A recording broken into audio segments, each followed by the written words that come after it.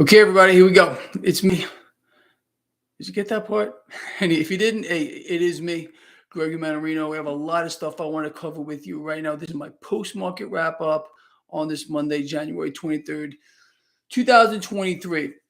Let's start off with this freak show of a stock market just real quick here. Nice rally on Wall Street, especially for tech. The NASDAQ finished higher by about 2%, a little over 2%. Okay, just lovely and fantastic. The debt market, okay. I would say we got to keep our eyes on it. All right, the 10-year yield came up a little bit. The relative strength of the dollar staying flat. Nothing major here, despite what may or may not be occurring with regard to Japan. And they got all kinds of problems here. The whole world is turning into some kind of a freak show of exploding debt. And Japan's not the only player in all of this. Anyway, with that said, let's keep our eyes over at the market just for a few more minutes. Silver was down big time earlier today. We rebounded, did finish lower, but not by much, about 1.5%. Gold putting on a slight gain. Crypto's doing good. Bitcoin around 23,000. Crude oil relatively flat, slight gain for crude oil. That's pretty much where that whole thing stands. Now, with regard to natural gas, I did my little commodities report earlier today, one of my shorts. Did you see it? I hope you did. This is a crazy phenomenon that we're seeing higher by like over 8% today alone. And look, I don't think anyone that follows market dynamics should not, number one, have been shocked to see the precipitous fall of natural gas, and nor should you be, taken back by seeing this rebound here. We spoke about it a couple of times already, and I'm not sure it's done. I don't think it is. Definitely, got oversold with all the margin calls and all that was associated with it. Extreme greed. You always get these kind of things here with every single asset. Honestly, when it gets into that phase of just panic buying. Now, with that said, I want to cover a few other things here with you. Thanks, Carlos. Anyway, let's do that here.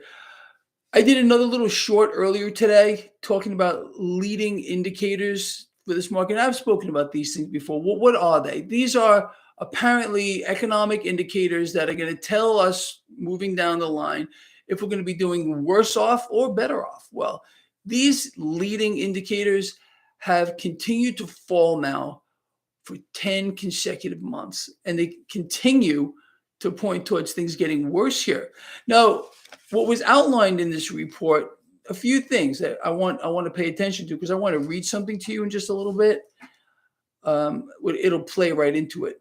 So according to the leading indicators, it's predicting this: widespread weakness in manufacturing, factory activity as well, home buildings, financial markets, hold that thought, and jobs moving forward. We know what's going on. Let's just look at the market real quick. So we got layoffs by the tens of thousands. It's pretty much out of control.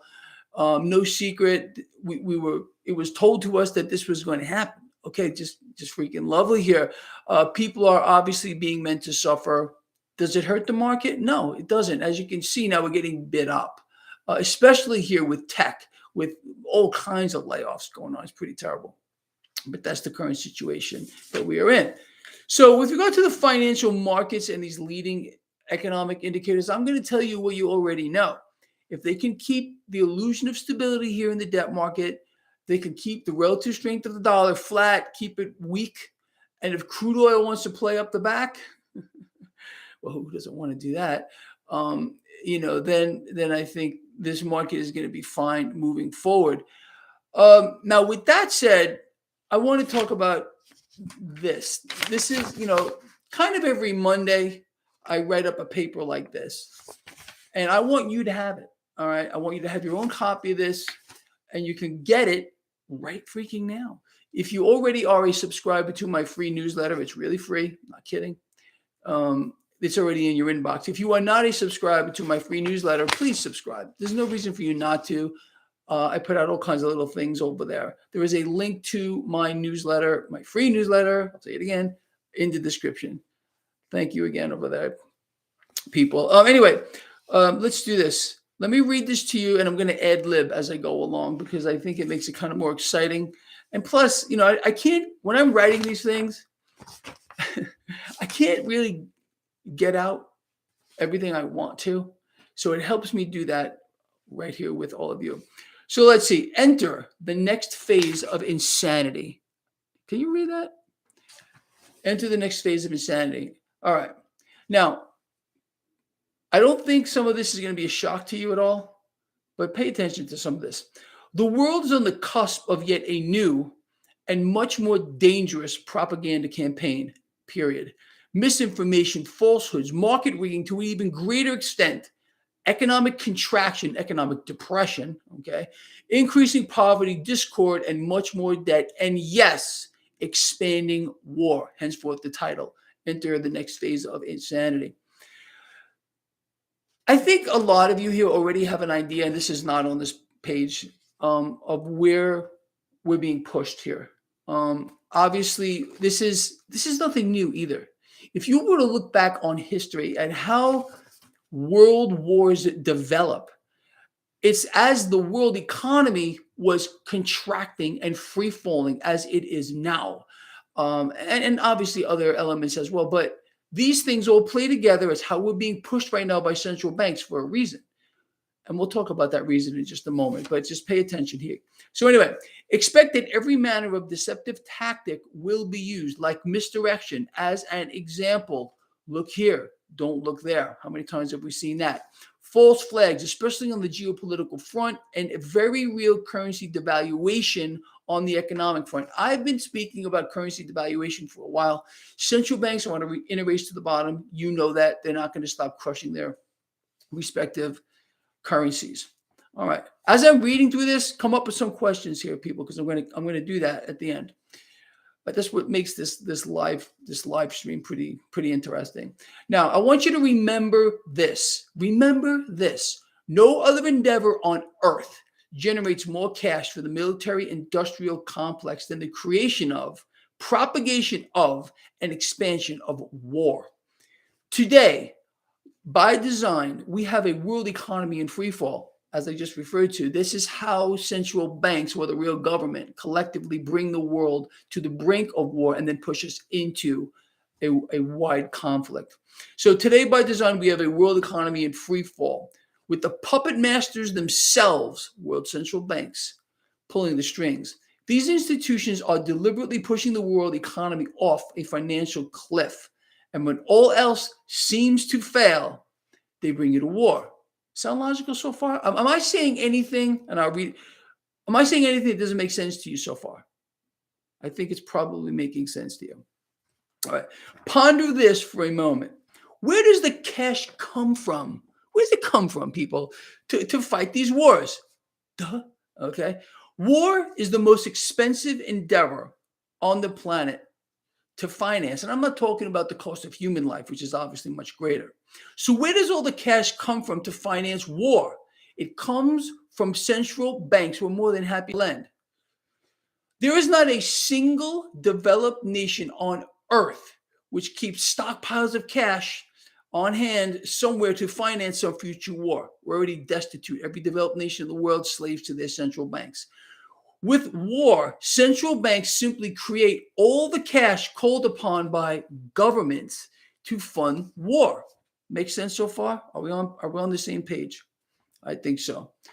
Now, I want you to think about this, and this may seem kind of counterintuitive, but war is good for financial markets. And it's insane. Henceforth, again, the title of this. All the news today, think about what I'm going to tell you right here. All the news today is how industrial output is cratering. They're calling this a factory recession here. Factories are shutting down. It's a worldwide phenomenon. Well, again, why is this happening? Central banks pressuring the world economy, killing the consumer. You all know this. Okay.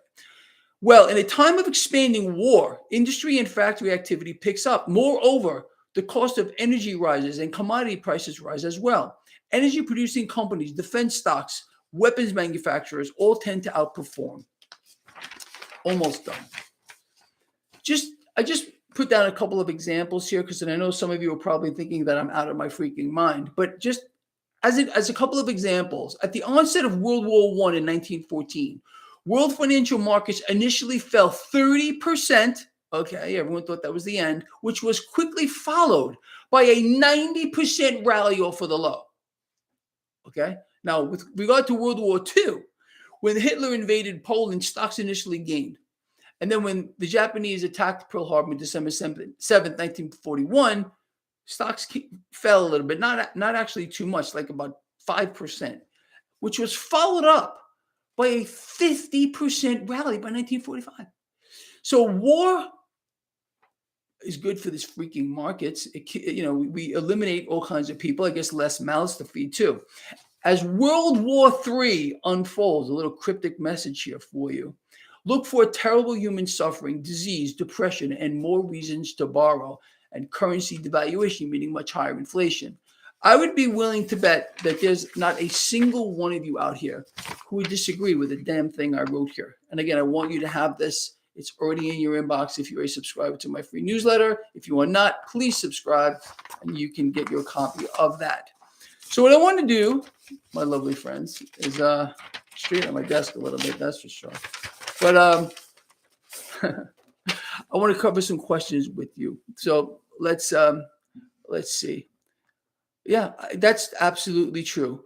Look, I always tell people that silver is my favorite asset because I feel like it's the most undervalued asset. But also you have to consider, look, this silver is used for medicinal purposes. It's used in smart weapons creation and all kinds of stuff here.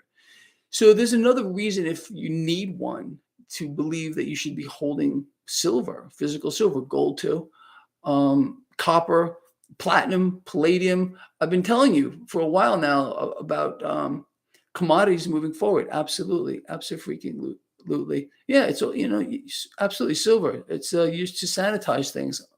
Absolutely.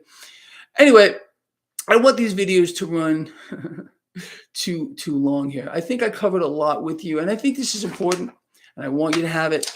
So anyway, with that said, I'm going to end this video. I hope this has been informative to you. I like these live streams with you. Yes, silver is antimicrobial. Absolutely. You guys and girls are fantastic, honestly. Much love. I never get answered. What's your question? J Crypto Gold SLV. Where's the dog? I'll bring him out. He's not in. He's sleeping out there. I don't think he wants to come out here right now.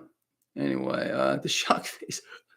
All right, people, look, I'm going to get going. I will see all of you in the morning. I hope you're enjoying these things. I'm really trying to make a difference. I'm trying to make this more interactive for all of us, something we can all kind of get our heads around here. All right, everyone, I will see all of you in the morning. Please share this stuff, get it out there, think about it. And I want to know what you thought about this. I did read through it, but get a copy for yourself, read through it, and tell me what you think. Am I on track? Am I off track? I believe sincerely central banks are setting this up by design. And you can see what's going on here. Mission creep over there. You got, this thing is going to expand this war. It's going to get bigger and bigger. It's going to go on and on and on and on. And other nations are going to get dragged in here. It's a damn shame, honestly. I will see all of you in the morning. Take care.